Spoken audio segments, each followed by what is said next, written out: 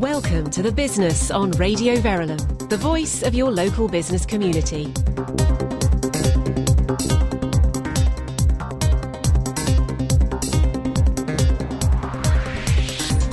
Hello, it's Sunday, it's 8 p.m, and yes, welcome to The Business. I'm Trevor Merriden with the show that's essential listening for the West Herts business community. There's a big focus on youth this week. We've got Jay Wheeler as our interview guest, and we'll be talking to him about his business, Red Potato, which changes the way public authorities engage with local communities, but also about his role in the Dragon's Apprentice Awards, which took place earlier this week. Milan Kumar is a young entrepreneur. He's a CEO of Wolfpack. He was helped by Young Enterprise, which is the UK's largest business and enterprise education charity, which has set up numbers of small businesses, and we'll have him on the phone during the show to tell us all about it. Whether or not they end up as entrepreneurs, young people also need advice on how to move on to great careers. So we have Hannah Morton-Hedges on our panel. Hannah runs Momentum Careers Advice, a careers consultancy business, and she'll be joining our panel discussion. Jay and Hannah will be debating some current issues with Roma a little bit later. And of course there's our diary planner, a roundup of the week ahead. But first, what's in the business news? As ever, I'm joined by Roma Bhowmick and Vicky Scott. Roma, how are you? I'm very well, thank you. Excellent. What's in the news for you? Well, apart from eating lots of Easter eggs today and feeling very sick, yeah.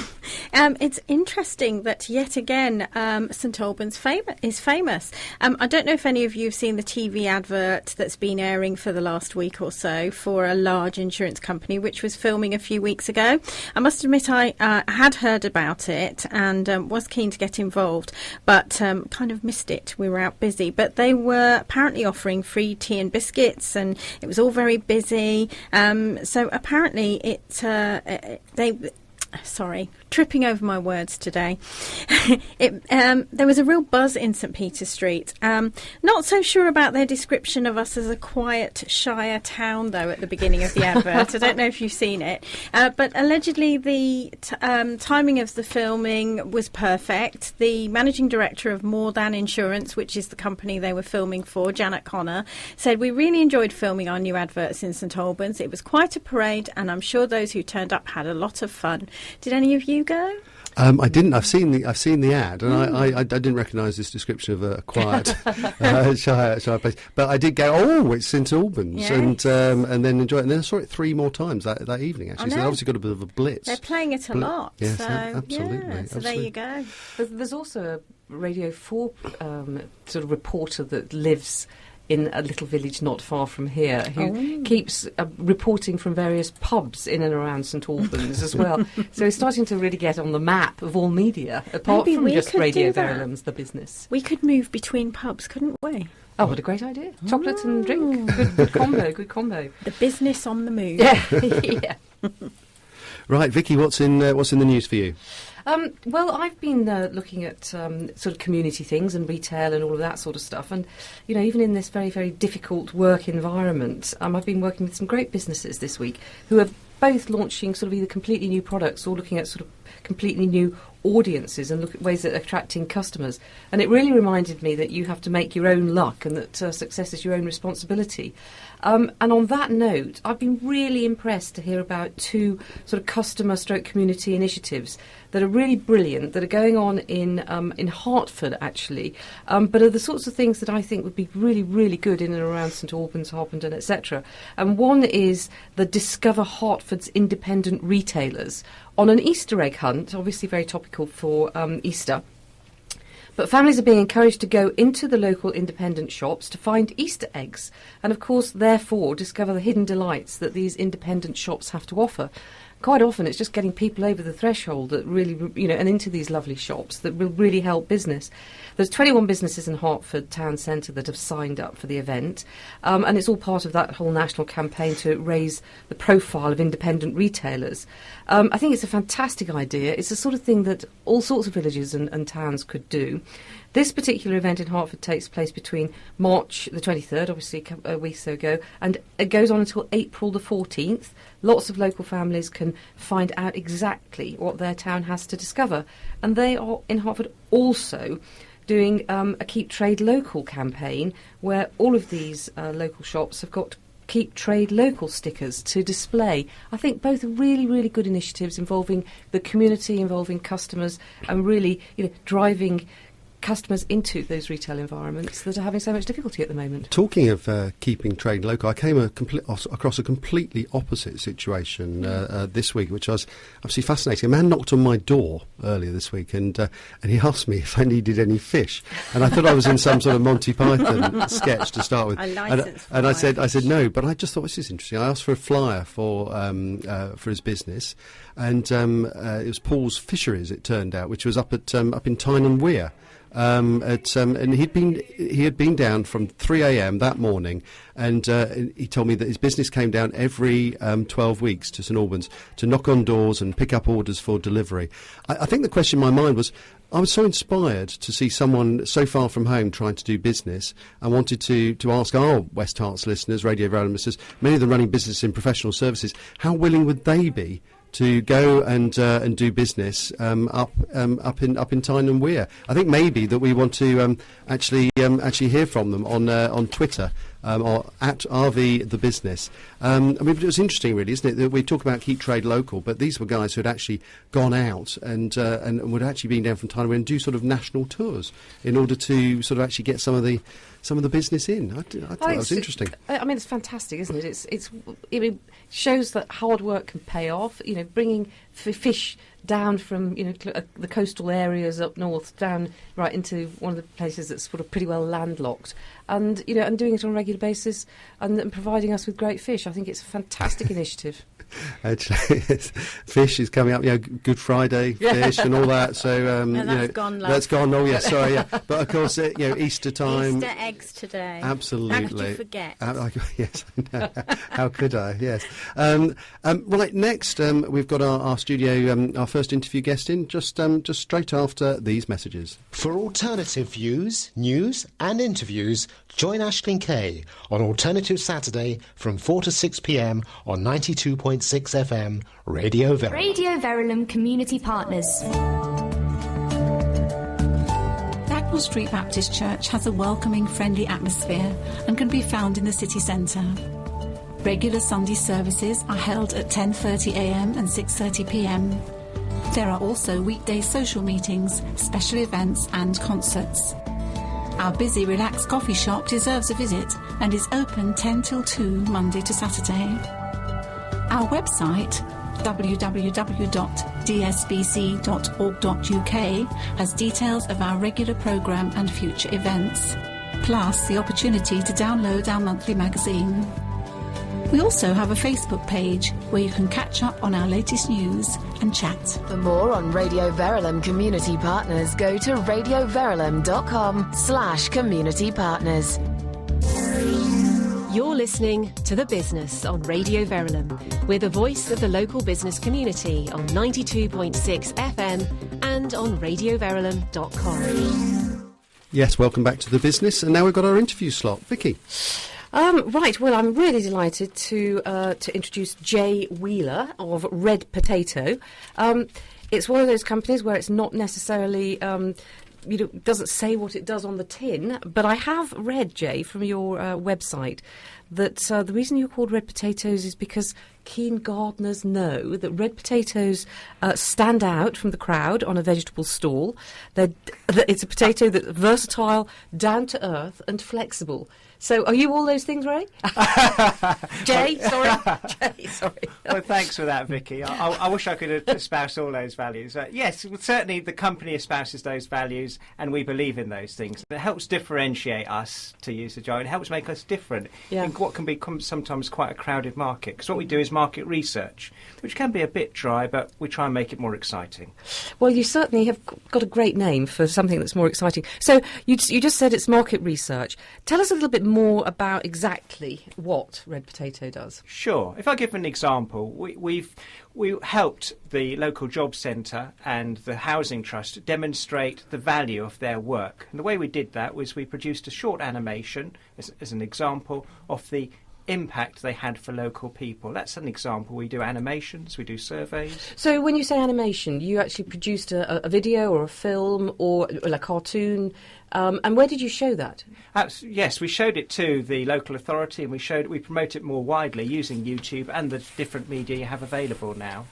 So in that particular instance, the customers of the housing authorities were actually seeing the video and seeing that authority was making a more of a difference. Am I getting this right or wrong? Yes, it's the customers, but it's also within the authority. And this is the difference, I suppose, about the public sector, that there are many people within the public sector you need to sell to demonstrate how our taxes are being spent. So, for instance, one of the things we tried to pull out in this animation was that 25% of the people who came to the jobs fair then were able to secure employment within 3 months. And to put that across in a nice, fun way, as opposed to dry, boring data in a spreadsheet. Right. Oh, so this is the new voice of research. It's not spreadsheets, it's not Excel, it's not a great big sort of 200-page report. It's film, it's video, it's animation, and it's really taking all of those new types of media and making it, therefore, the information much more accessible. Absolutely. To use the jargon, what the public sector are about is demonstrating outcomes, which is, for you and me, it's how our taxes are being spent. Which is incredibly important, given that we seem to pay so much in taxes. How did you get involved in this sort of business in the first place? I used to work in the public sector, and the public sector is under a lot of stress at the moment. You might be aware, certainly with the budget and all the changes we've had recently, that there's less money available these days. However, there's still a job to be done in terms of demonstrating the value of the public sector and what it does for local people. So, how can they justify spending the budget on getting a company like you? Shouldn't they be able to do this themselves? Shouldn't they understand the customers themselves? Yeah, two different questions, I suppose. Yes. In terms of the budget, it's around. My proposition is that instead of having a full-time person who would be and the on-costs of that person, you don't necessarily need that. You need someone who can come in and do a discrete project. And part of the value, you talked about red potato, we give is I try and employ local people, and so we give something back to the local community and upskill people in the skills to produce that animation. And your second question about shouldn't they be able to do that themselves, I think that's perhaps a broader question about the way in which local government and health service has had to change over the last few years from being looking to funds from a central government to perhaps looking more broadly about how they can tailor their services more effectively to local communities. Do you think that the communication between these services and us, the general public, has deteriorated? Or do you think that, because the budgets have been cut, because there are a few people having to do more work, that it's an inevitable consequence that this communication link has sort of become a bit shattered? That's a really interesting question, Vicky. I think you're right. I pick up that image of shattered because, in many ways, local people, residents, customers, whatever you want to call, all of us who are users of public services, we have so many different ways of communication available to us, whether it's tweets and YouTube and Facebook, whereas the public sector organisations are perhaps used to communicating in a certain way. And so you do have that shattering where you have different expectations coming up against each other. And it's very difficult to use an old analogy, for an oil tanker to change direction. And this is where organisations such as Red Potato can help public sector organisations become a little bit more fleet of foot and listen to their customers. Sort of getting in tune with the customer. And I mean, we were talking just before the show started, about communicating with your audience in the way they want to be communicated. And that was as a result, really, of talking about your experiences on the Dragon's Apprentice, where you were recently a dragon, weren't you? And you were working with some kids and communicating with kids these days. You have to understand the way that they do it on BlackBerry Messenger rather than email and all of these sorts of things. So that sort of communication piece, where you're taking video into public service, is about understanding where those customers are and how to communicate with them and helping these public services actually get that communication piece right. Absolutely, and that's why Dragon's Apprentice was such fun, because they bring the young people themselves bring a new perspective, and they don't have all the baggage that we bring in terms of communication. I have to say, I listened to that broadcast, and it was great fun to listen to. I've got a little clip actually of when the Dragon's Apprentice, of the Dragon's Apprentice, which I'll just play. And Amanda, who I think interviewed you, Jay, at the time, asked you what you thought you actually brought to the team, and I really enjoyed your response to that. So here we go. I brought boredom and tedium to the group, I think, Amanda. I bet you were popular. I can't believe that for 1 minute. That's really kind of you. I want to better qualify that. What I mean by boredom and tedium is that the group had terrific ideas, loads of enthusiasm and energy, and I helped them translate some of those ideas into the business plan and quantifying the costs, the revenue to be generated, and developing a communication strategy. Yeah. This sounds like quite a theme that a number of Dragons have said, that their kids have got loads of enthusiasm and ideas, but actually they need to be brought back down to earth. Is that what you were experiencing? Yes, and I'd like to add that the Dragon can learn as well from the young people in the sense of their resilience and not being put off by things, whereas sometimes in business we can be perhaps overcautious and sometimes think things can't be done. One of the things the young people brought was a positivity and a desire to make things happen. So, Jay, those qualities that you brought to the judging post, sorry to do that to you, but I just thought it was such a wonderful answer. I mean, how did you find the whole thing generally? I thought it was a great process, Trevor. Everyone learned a lot, and I'm sure I work closely with Hearts Community Development Agency, who are doing some great work in terms of producing a community garden. They learned a lot. The young people concerned raised a lot of money for the charity concerned, which wouldn't have happened but for that work. And I'm not here to necessarily promote Dragon's Apprentice, but they did a lot of good work. We all learned a lot of things. Right, and the winner was Team Gold, I think, in the end. I think I've got a little clip here of just a short one about them talking about Krispy Kreme. Here we go. On our first sale on a chilly November break time, we sold over 144 donuts in 7 minutes. Due to this overwhelming demand, we thought we could use a bit of entrepreneurial skill and decided to auction off the last 2 donuts. As we still had around 50 pupils waiting, after a 10th sale, these 2 donuts alone raised just under £10, which led to our second sale in early January. And that was a little clip about Krispy Kreme. Sorry, I interrupted the flow of this interview. But I just wanted to get that one across. So, no, I think so. I mean, just on that front, what do you think you learnt from the Dragon's Apprentice that you can take back into Red Potato, and Red Potato can then take into public? What I learned. I mean, this wasn't scripted, but you just talked about Krispy Kremes, and I saw how successful they were. So I brought in some mini eggs actually to try and bribe the presenters. And I'm just going to. I tell you what, they are real. This man can come back again. Not at Easter. That was a wonderfully reassuring rustle, wasn't it? Sort of, which I'm sure. Yes, it's Easter, folks, and we'll be tucking in, won't we? So what I learned again in terms of energy, and we were talking earlier on that. In many cases, young people don't bring the baggage, and when they have a setback, they can move on. And I think business as a whole could learn from that. Sometimes we put we understand the risks and we go through all the things that can go wrong, but we don't dream enough. We don't. I mean that in a positive way. We don't have enough vision and enough aspiration to want to really try and push the boundaries. And to come back to my philosophy in Red Potato. One of the things I wanted to do, and I felt passionately about, is about demonstrating outcomes and about the great work that does go on. And I felt that businesses can explore those ways in which they can really make their vision happen. And that was great. The young people still had the vision, still had the drive, and they made it happen. I mean, you talked there about today in business. You come across barriers, and some people just fall at the first hurdle, other people try a bit harder and a bit harder.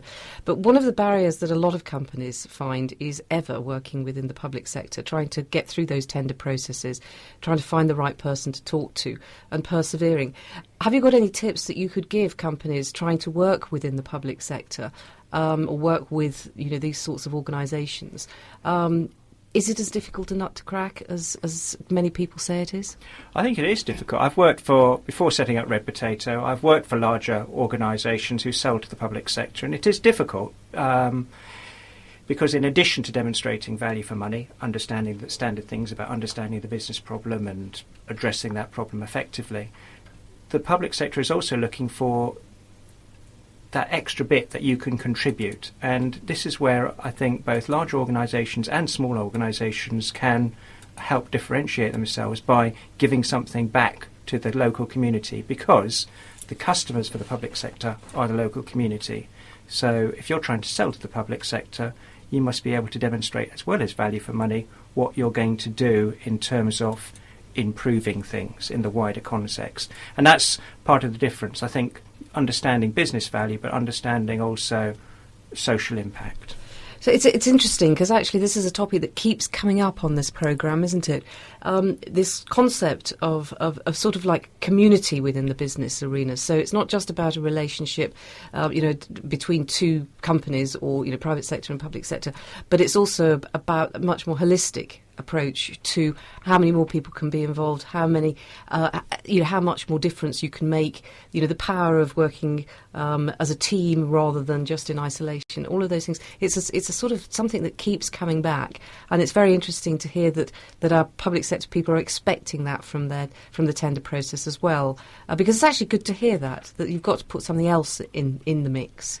Yeah, and I think it's sometimes, Vicky, difficult to put that into a tender, because then we go back to it comes into words, which again, it's quite difficult to portray that. Whereas if you're already involved in the community, and Dragon's Apprentice is a great example, you can demonstrate the value and you can say that you've already been involved. So do you think you're going to be a dragon again next year? If they'll have me back, bringing my boredom and tedium, but we'll see what happens. Surely not. How can you be boring and tedious with a name like Red Potato? So if people did want to get in touch with you, I know that you've got a website. What's the web address? red-potato.com. Thank you ever so much, Jay. I know that you're going to come back and join the panel shortly, but thanks so much for giving us insight into this very complex area. Thanks, Vicky. The Solid Gold Music Show is here on Radio Verulam 92.6 FM every Saturday morning at 9 a.m. Join Derek Staines and Stephen Hall for the music and news as they flash you back to decades past between 9 and 10. Yesterday Today updates the news on your favourite stars of yesterday. Or how about one of your children's favourites in Kids Corner just after 11 o'clock? Take part in competitions where we give away CDs, DVDs and vouchers which can be spent in your local stores. And make sure you don't miss out on Stephen's now legendary gripe just before the midday news. The Solid Gold Music Show is sponsored by Dockguard of Luton and we'll be back on Radio Verulam this Saturday between 9 a.m. and 1 p.m. If you want to get in touch with the business on Radio Verulam, phone us on 01727 839 926 or email thebusiness@radioverulam.com. Welcome back to the business. Now, we often like to play our best and worst decisions and light bulb moments. And we had a guest in the studio the other week called Tony Piaciuto from Buongiorno Italia. And we just thought we'd play you another example of best and worst decisions, light bulb moments and so on. So I'm just going to do that, and then we'll kick on with our panel discussion a little bit later on. Was to expand. And also get the help of designer Constance Ushwiz, I think is the way you say it, that she's a local designer and she just put so much heart and passion into designing our shop, and she was amazing, and that was the best decision I ever made, getting her involved. What would you say your worst decision was? Not being braver in business, not being braver, always worried about spending money on the business. You should always invest in your business and move with the times. But was there any particular light bulb moment that you can think of? No. With me, everything takes time to brew. I have to think about it and then think about it again and think, oh yeah, just listening to people. And the more you go forward, the braver you become to go forward even more. And it's such a fantastic thing, and that's what I would say to anybody. Grab every bit of information, technology that you can that would enhance your business. That was Tony from Borgino Italia. I just completely got that wrong. Sorry about that, everyone. But I just wanted to pick up again on the theme about the Dragons Apprentice Awards, because, of course, Dragons Apprentice, I mean, fantastical organisation and scheme, but it's not the only one in town as well. There's also another one called Young Enterprise, and I've got a young entrepreneur called Milan on the line at the moment. Let's just hope he's on the line at the moment. I just wondered if you could just tell us a little bit about your business called Wolfpack. I mean, what is Wolfpack? Well, we're a young enterprise group, as you're already know, from St Columbus College in St Albans. And it's just a group of me and other classmates who, I think there's 9 of us. We put together a team to participate in the whole competition, really. And our main product is photography. We offer like an affordable option to family photo shoots, parties, sporting events, charity events, and we've done a few bar mitzvah parties in the past as well. Right, okay. And so how long has that been going on for? This started in September, beginning of the academic year. Right, okay. And so which year are you and your friends in at school at the moment? Lower 6. Okay, and does it fit in with your studies and so on? I mean, are you taking entrepreneurial type subjects? Myself, I'm taking maths, further maths, economics, and biology. So it sort of fits around it. I did business last year for GCSE as well. So how do you feel about it? Are you really are you enjoying it, or is it hard work, or how's it going?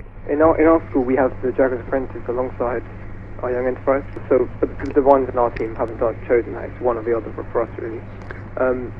Now, obviously, you don't have the charity element as Dragons Apprentice, so it is quite difficult because you have to establish a business within a year. But at the same time, it's really enjoyable. Like, we do have a good time doing, and it's good. It teaches you a lot, and we've really taken a lot out of the experience. So, just so that the listeners understand, what's the connection between yourself and Young Enterprise? How are they actually helping you at the moment? So we signed up for it at the beginning of the year. We got given a bank account and a business advisor who'd come to our school just to give us a hand. And from that, we have to. You start off with nothing, and whereas Dragons Apprentice, I think you start off with £100, and then from this you just have to do fundraising to get your first fund, and use that fundraising. That is what we did anyway. And are you going to carry on the business? Do you think? I mean, is it a long-term thing or just something you want to do for a while?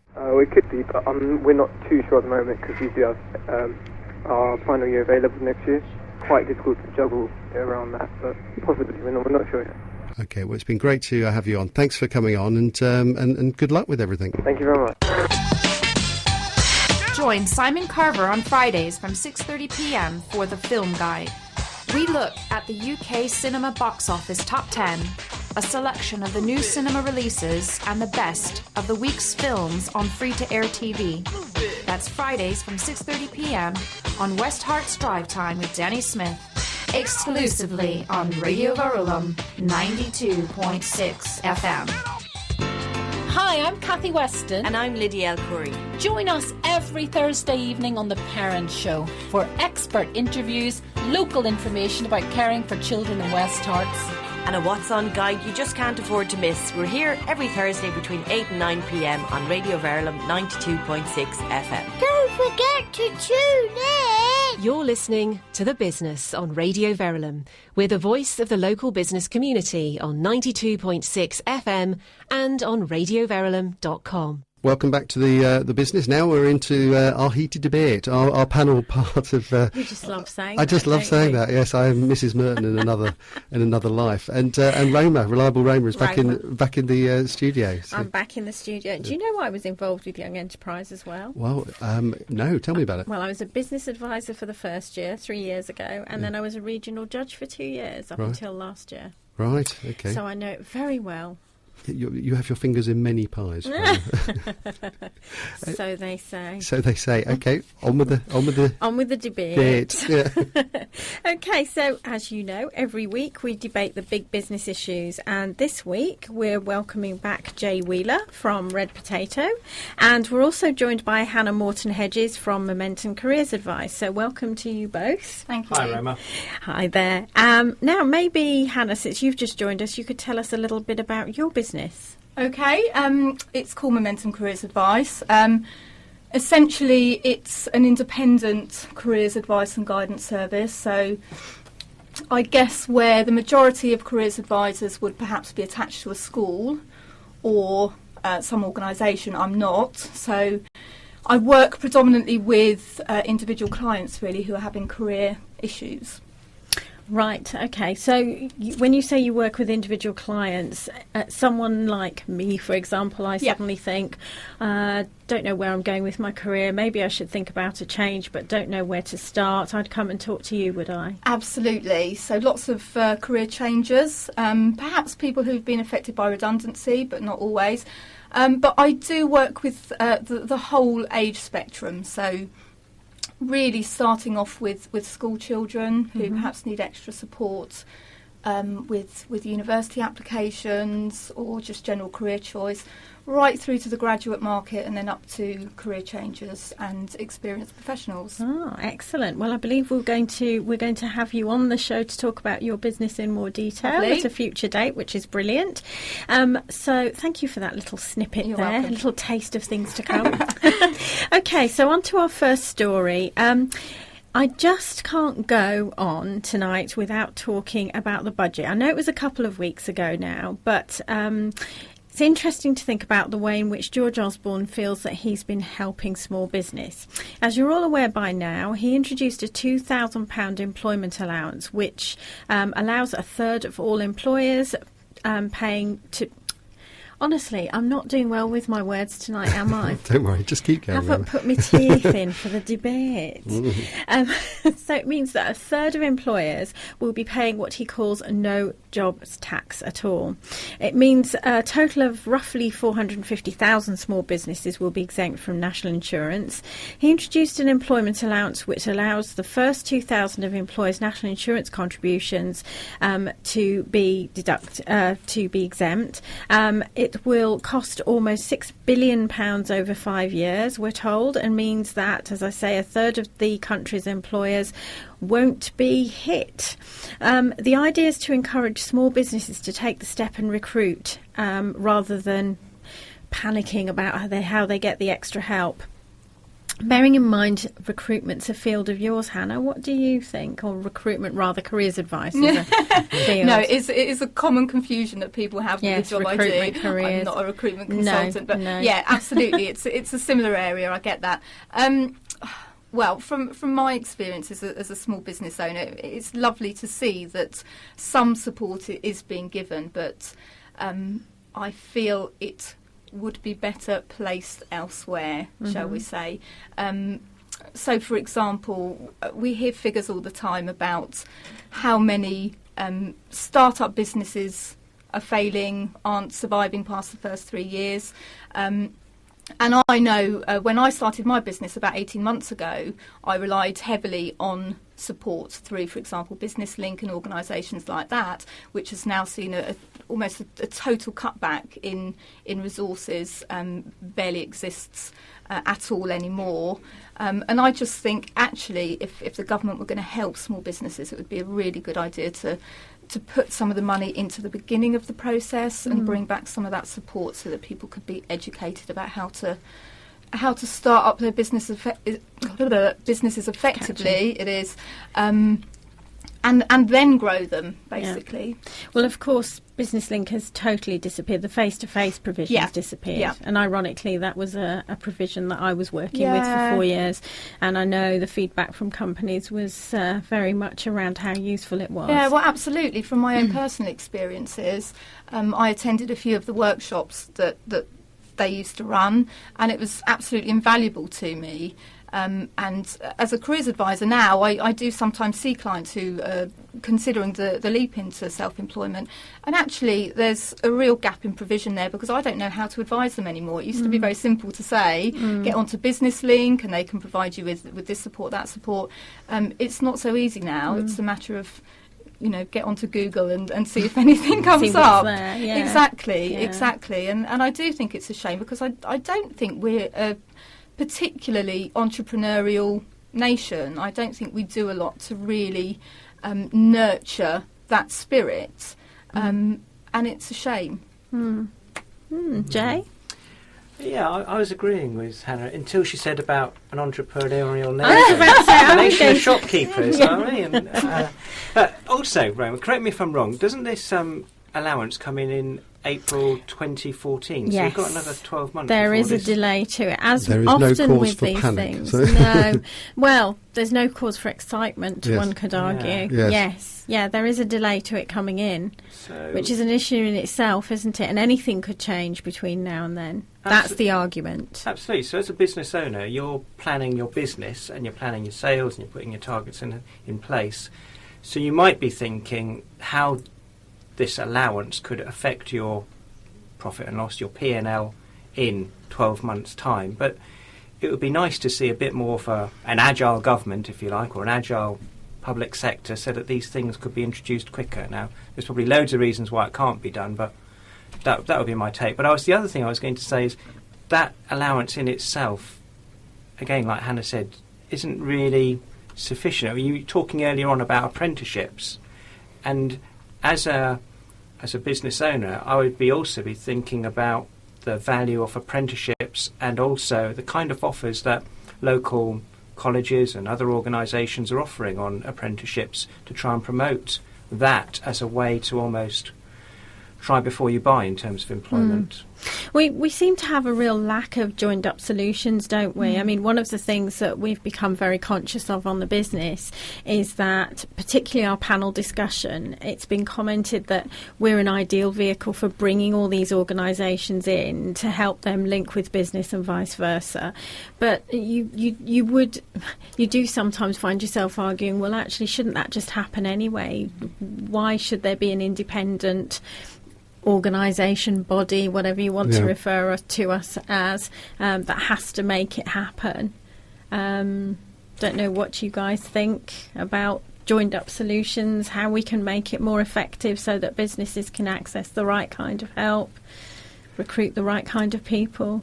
Yeah, it would be lovely if it worked like that. I think when it comes to all these great ideas about networking and meeting up with so-and-so and working together, unfortunately it just becomes sometimes at the bottom of the priorities list when you're trying to deal with the day-to-day issues that come with running your own business. I know I'm very guilty of saying, I will phone so-and-so to discuss X, Y, Z, but when you've got clients to deal with and other deadlines. You're absolutely right, Hannah. I mean, my to-do list by the end of the week is full of good intentions that never actually materialised. And you're right. It's your clients or it's new business or it's various things, and it's potentially always the next thing on the list. If you're having a good week, then you'd knock off a few of them and so on.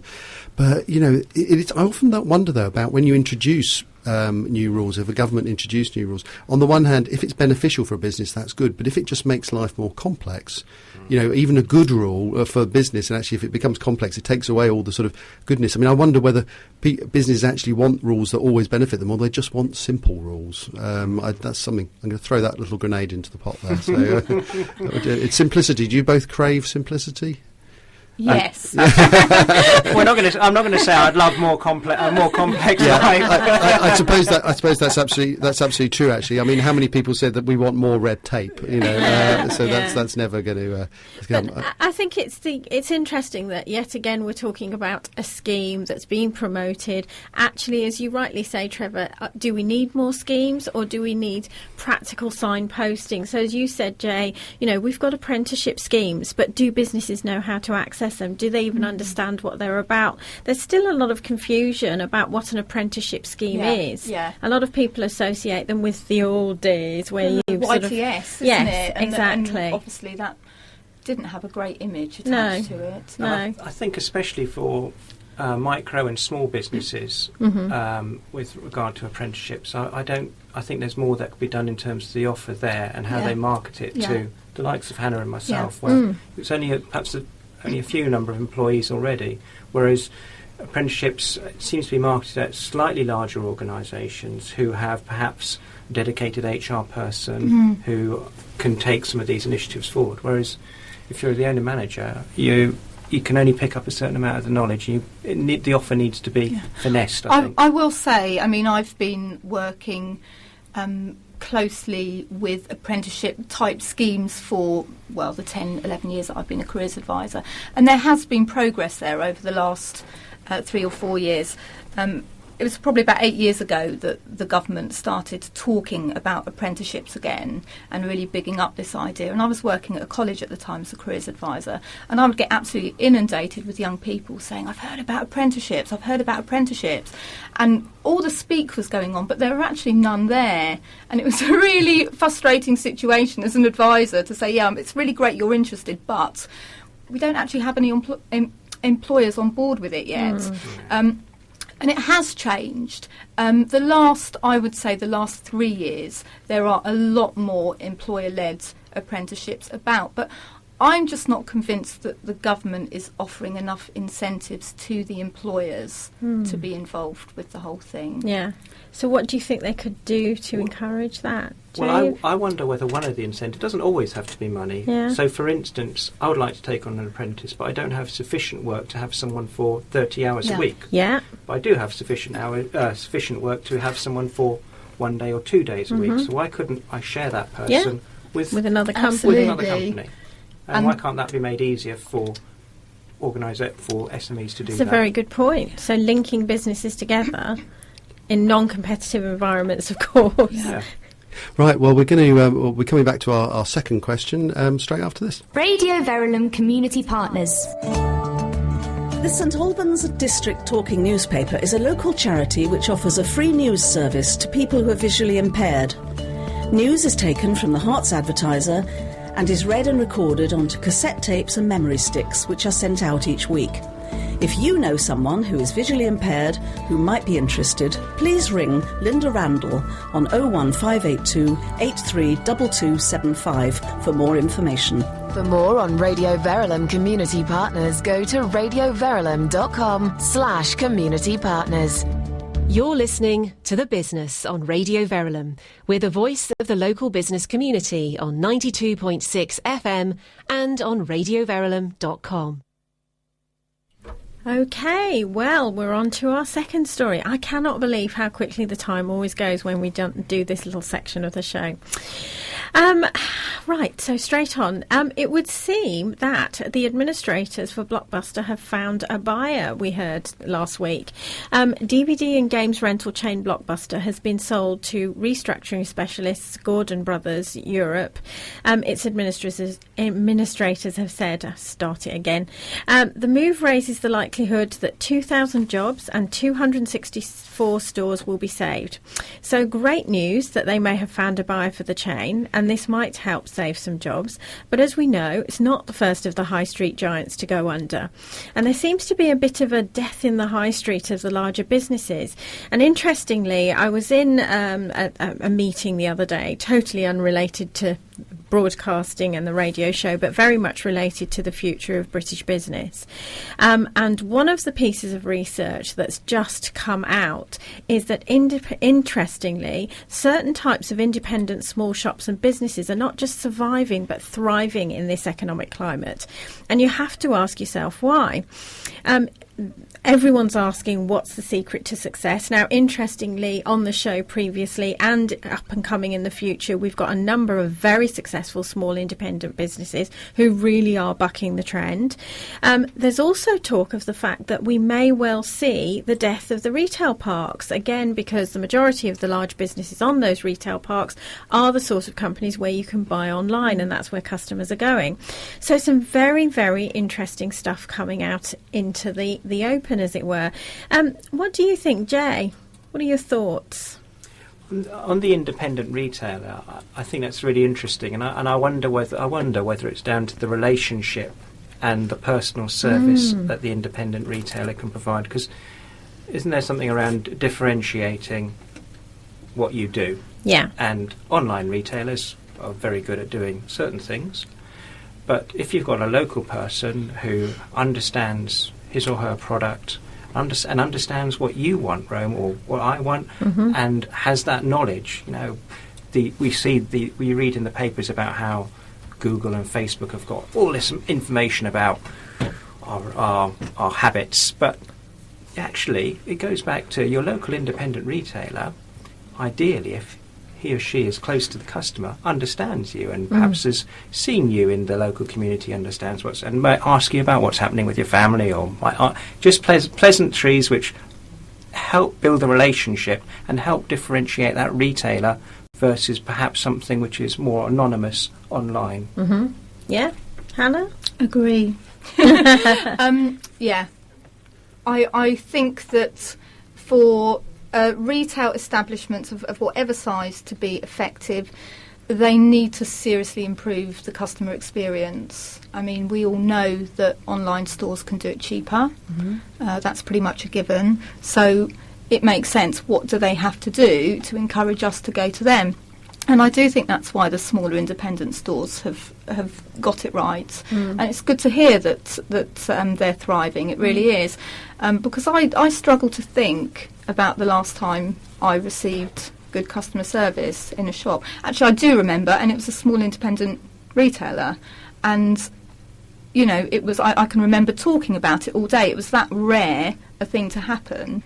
Shopping can be quite a hideous experience these days. I come away from it feeling drained and frustrated, and no one was serving me. And I'm a mum to 2 young kids.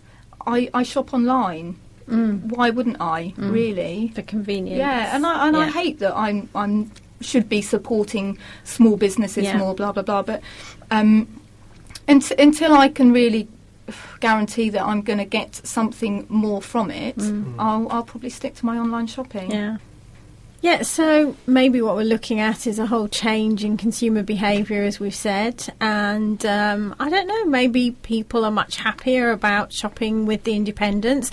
As we've discussed, it's about more than just shopping, it's about the whole experience, and we're certainly seeing that in St Albans, people coming in and shopping, going for lunch, going for coffees, and all very different. So that's us at the end of another panel discussion for another week. Thank you very much to our 2 guests, Hannah and to Jay. But as usual, we're coming towards the end of the show. I can't believe it. Trevor? I can't believe it either. And we'll just take a quick break and then we'll come back with the diary section. Brilliant. Radio Verulam Community Partners. The St Albans District Talking newspaper is a local charity which offers a free news service to people who are visually impaired. News is taken from the Hearts Advertiser and is read and recorded onto cassette tapes and memory sticks, which are sent out each week. If you know someone who is visually impaired who might be interested, please ring Linda Randall on 01582 832275 for more information. For more on Radio Verulam Community Partners, go to radioverulam.com/community partners. Hi, this is Daryl. Can I invite you to join me for something different on your radio this coming Saturday? As well as the Andy Hour, we've got City Cultures, Community Life, Retro Radio, Everything 80s, Nothing But 90s, and so much more. Join me this coming Saturday between 1 and 4 on Radio Verulam 92.6 FM. You're listening to The Business on Radio Verulam. We're the voice of the local business community on 92.6 FM and on radioverulam.com. Now, we're getting towards the end of the show, as Roma said, and so we need to press on with the diary. It's Easter time, but a lot will go on in that sort of spring sort of Whitsun sort of period, really. And Roma, do you have anything to tell us about? I do. I noticed that there's an event that's actually being run by the look of it by Hertfordshire Chamber of Commerce, and it is a event with I tell you what, whilst you're doing that, shall I tell you about an event by the Chamber of Commerce? It's at the Ramada Hatfield on the 19th of April, called The Alternative to Bank Finance, with Roger Bibby from Avocet Investments, and it's all good stuff, because with the ongoing problems of availability, cost, and difficulties of personal guarantee schemes, he's going to be telling us all about how the banks are losing market share to those to non-high street entrants. So he's going to be telling us all about that. Vicky. Well, there's a couple of good networking events coming up. April the 4th, there's Business for Breakfast at the David Lloyd Centre in Hatfield from 6:45 to 8 o'clock. That's a group, obviously, of early birds, and I'm sure if you go to the website for Business for Breakfast, you'll be able to find out more details. The following day is a slightly more civilised hour of between 10 and 11:30 is Biz to Biz at the Blue Anchor. That's April the 5th. That's one of those sort of turn up and pay, I think it's between £8 and £10 for a good networking session. And a new one on me is on April the 16th. There's Green Business Networking at the Biopark, Welwyn Garden City, and that's at the very nice sort of civilised time of 4 till 6 p.m. in the afternoon. So that's Green Business Networking. That's if you're involved, I would suspect, or want to be involved in any shape or form in green business. So have you got any events up your sleeve? I have. Now I've found my notes. At Sopwell House Hotel and Country Club on the 26th of April, 7:30 a.m., which is early, but 7:30 till 10, there is an event which I think is being run by Hertfordshire Institute of Directors, with the looking at current economic climate, with Phil Eckersley, Bank of England. Phil chairs a number of business panels in the South East and East Anglia and provides regular briefings on the state of the economy for the Monetary Policy Committee and undertakes many business presentations across the region. He started with the Bank of England in 1987, having spent 3 years teaching economics and maths at South East London. Oh, there's hope for me then. And in 1994 joined the Bank of England's agency network, moving on in 2002 to become agent for Northern Ireland. Then in October 2008 he was appointed to be the agent in the South East and East Anglia. So it sounds as though that could be a pretty interesting event. And then I've got one more, which is St Albans Chamber of Commerce. A St George's Day lunch, Friday the 19th of April, again at Sopwell House Hotel in Cotton Mill Lane. 12:30 welcome drinks, 1 o'clock 3-course English lunch and coffee. English lunch? I don't remember any coffee being served the last time I went to that do. It was a real hoolie, to describe it. It was very, very good. Very good event. Really Followed by great a charity fun. Auction. Really? And they've got Terry Waite as their key speaker. What? Oh, Terry as in hostage. Terry Hostage Waite. Yeah. Right, goodness me. Yes. I think he's now going back there, isn't he, as a sort of like a peace envoy. What he went out there. And wasn't there a documentary where he went out to actually meet his original captors? Really? Yeah, it was really amazing, and they were hugely apologetic. Don't think I would have been very nice towards my captors, but never mind.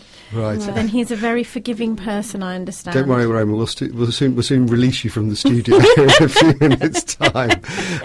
Anyway, should we just talk a little bit about what we've learned from today's episode? I wouldn't want to even start there. Right. Learned so much. Yeah.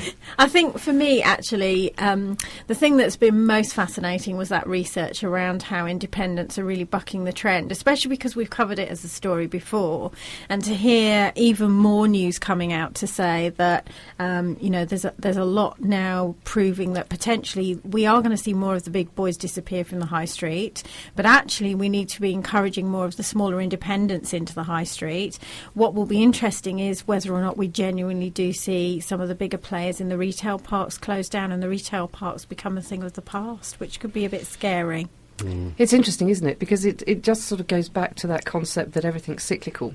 Because the big boys started taking over from the high streets because the high streets had the traffic, the traffic because of the range and the variation of products that were there. So it's interesting. I think the one thing that I learnt above everything was the wonderful energy and go-getting approach that kids have, and I think if more businesses just actually got out there and went for it, a bit like your fish man. Yes. And, just buck the trend by just doing something differently, or just having the guts to go out there and knock on doors. Yeah. Fish guts. I think you've been eating too many chocolates. I think you make a real difference. Yeah, I should say he's not my fish man. I don't. He could be all our fish man. It could be. And fisherman. Actually, for me, it was about him knocking on the door from Tyne and Wear. That was fantastic. Yeah. There's some real entrepreneurial zip, and just in the same way that the young entrepreneurs that we've sort of talked about through the Dragon's Apprentice and Milan who came along as well and spoke to us on the phone for Young Enterprise, and I just thought it was great just to see. I think the future of UK PLC is in pretty safe hands. I would say it's going to be very exciting being involved with that with the Youth Enterprise Scheme later on in April and June. I think it is that we're going to be involved with those guys. So that's going to be really interesting to watch and see more of that youth entrepreneurship. Absolutely. Well, I think we've just about come to the end of the show now. So all that remains is for me to say thank you, Roma. Thank you. Thank you, Vicky. Thank you, Trevor. And thank you, More me. Easter eggs. Happy Easter, everyone. Happy Easter to one and all. You've been listening to The Business on Radio Verulam. If there's anything in the show you want to talk to us about, phone us on 01727 839 926 or email thebusiness@radioverulam.com.